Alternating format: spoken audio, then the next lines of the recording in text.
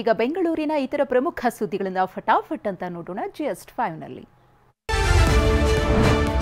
ಬೆಂಗಳೂರಿನಲ್ಲಿ 2ನೇ ಅಂತಾರಾಷ್ಟ್ರೀಯ ಏರ್ಪೋರ್ಟ್ ನಿರ್ಮಾಣ ವಿಚಾರವಾಗಿ ರಾಜ್ಯಕ್ಕೆ ನಾಗರಿಕ ವಿಮಾನಯಾನ ಇಲಾಖೆ ಅಧಿಕಾರಿಗಳು ಆಗಮಿಸಿದ್ದಾರೆ. ಇಂದು ಪ್ರಾಥಮಿಕ ಹಂತದ ಸ್ಥಳ ಮಾಹಿತಿ ಪಡೆದುಕೊಂಡ ಅಧಿಕಾರಿಗಳು ನಾಳೆ 3 ನಿಗದಿತ ಸ್ಥಳಕ್ಕೆ ಭೇಟಿ ನೀಡಲಿದ್ದಾರೆ. ಹೇರೋಹಳ್ಳಿ, ನೆಲಮಂಗಲ ಸೇರಿ 3 ಕಡೆ ಸ್ಥಳ ಪರಿಶೀಲನೆ ನಡೆಸಲಿದ್ದಾರೆ. ಬುಧವಾರ ಸಚಿವ ಎಂಬಿ ಪಾಟೀಲ್ ಜೊತೆಗೂ ಚರ್ಚಿಸಲಿದ್ದು 3ರಲ್ಲಿ 1 ಸ್ಥಳವನ್ನ ನಿಗದಿಪಡಿಸಲಿದ್ದಾರೆ. ಬನಶಂಕರಿಯ 6ನೇ ಹಂತದ ಬಳಿ ಯುವಕನೊಬ್ಬನ ಕೊಲೆ ನಡೆದಿದೆ. ಶವದ ಪಕ್ಕದಲ್ಲೇ 8ರಿಂದ 9 ಬಿಯರ್ ಬಾಟಲ್ಗಳು ಪತ್ತೆಯಾಗಿವೆ.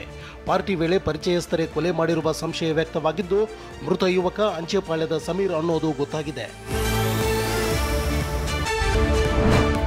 ಪರಪ್ಪನ ಅಗ್ರಹಾರ ಜೈಲು ಒಂದಲ್ಲ ಒಂದು ರೀತಿಯಲ್ಲಿ ಸುದ್ದಿಯಲ್ಲಿರುತ್ತೆ. ಈಗ ವಿಚಾರಣಾಧೀನ ಕೈದಿ ಬಳಿ ಲಂಚಕ್ಕೆ ಬೇಡಿಕೆ ಇಡುವುದರ ಜೊತೆಗೆ ಹಲ್ಲೆ ಮಾಡಿದ್ದಾರೆಂಬ ಆರೋಪ ಕೇಳಿಬಂದಿದೆ. ಅಕ್ಟೋಬರ್ 4ರಿಂದ ನ್ಯಾಯಾಂಗ ಬಂಧನದಲ್ಲಿರುವ ವಿಚಾರಣಾಧೀನ ಕೈದಿ ಹಮೀದ್ ಎಂಬಾತನ ಬಳಿ 30,000 ಹಣಕ್ಕೆ ಬೇಡಿಕೆ ಇಟ್ಟು ಹಲ್ಲೆ ಮಾಡಿದ್ದಾರಂತೆ. ಚಿಕಿತ್ಸೆ ಕೊಡಿಸದೆ, ಊಟ ಸೇರಿದಂತೆ ಸೌಕರ್ಯಗಳನ್ನು ಕೊಡದೆ ಮಗನಿಗೆ ಚಿತ್ರಹಿಂಸೆ ನೀಡುತ್ತಿದ್ದಾರೆಂದು ಹಮೀದ್ ತಾಯಿ ಮಾನವ ಹಕ್ಕುಗಳ ಆಯೋಗಕ್ಕೆ ದೂರು ನೀಡಿದ್ದಾರೆ.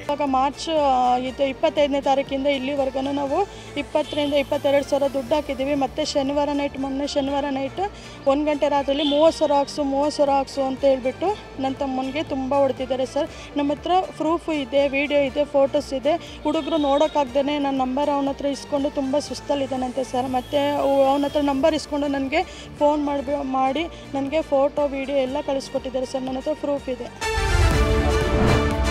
ಸಂತೆ ಟೆಂಡರ್ ವಿಚಾರಕ್ಕೆ ಗ್ರಾಮ ಪಂಚಾಯಿತಿ ಸದಸ್ಯರು ಮತ್ತು ಗುತ್ತಿಗೆದಾರ ನಡುವೆ ಜಟಾಪಟಿ ನಡೆದಿದೆ. ಆನೇಕಲ್ ತಾಲೂಕಿನ ದೊಮ್ಮಸಂದ್ರದಲ್ಲಿ ಗುತ್ತಿಗೆದಾರರು ಜನಪ್ರತಿನಿಧಿಗಳ ನಡುವಿನ ಗಲಾಟೆ ಕೈ ಮಿಲಾಯಿಸುವ ಹಂತಕ್ಕೆ ತಲುಪಿತ್ತು. ಪೊಲೀಸರು ಮಧ್ಯಪ್ರವೇಶಿಸಿ ಗಲಾಟೆಯನ್ನ ಶಮನಗೊಳಿಸಿದರು.